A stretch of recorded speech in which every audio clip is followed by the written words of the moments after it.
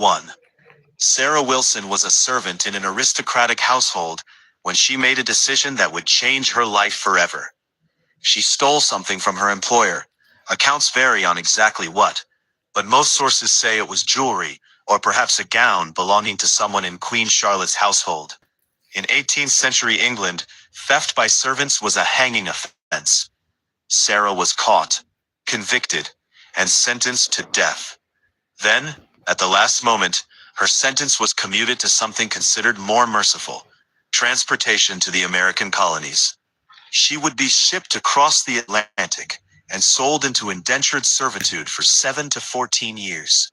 Essentially, legal slavery. Most convicts transported this way disappeared into brutal plantation labor, worked until they broke, and died in obscurity. Sarah Wilson had different plans. When the ship arrived in Maryland in 1771, Sarah was sold to a plantation owner named William Duval. She was expected to work without pay, without freedom, without hope of anything better, until her sentence expired. If she survived that long. Within months, Sarah escaped. But here's where the story becomes extraordinary. She didn't just run away and hide. She didn't seek obscurity or attempt to blend into colonial society as a poor worker.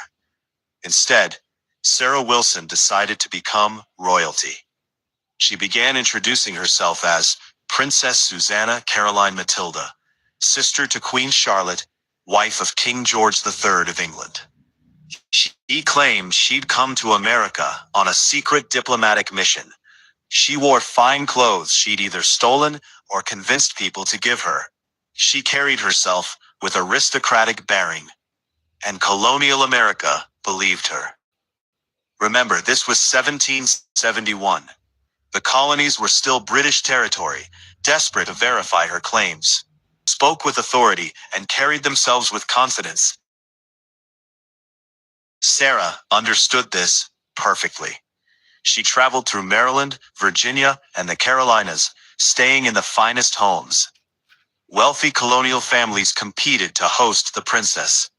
They gave her gifts, threw parties in her honor, sought her favor. She dined with governors, was entertained by the colonial in England. She was so convincing that some accounts claim she even held audiences where colonists would line up to meet her, offering gifts and seeking her blessing. Think about the audacity required to pull this off. Sarah wasn't educated in etiquette or royal protocols. She'd been a servant. She'd watched nobility from the shadows while carrying their chamber pots and mending their clothes. Yet somehow, she absorbed enough to impersonate them convincingly. She was a woman with no power, no money, no connections, and a death sentence hanging over her. And she convinced an entire region that she was sister to the Queen of England. The deception couldn't last forever. Eventually, news of the princess touring the colonies reached the wrong people. William Duval, the plantation owner she'd escaped from, heard rumors about a woman matching Sarah's description, claiming to be royalty. He tracked her down.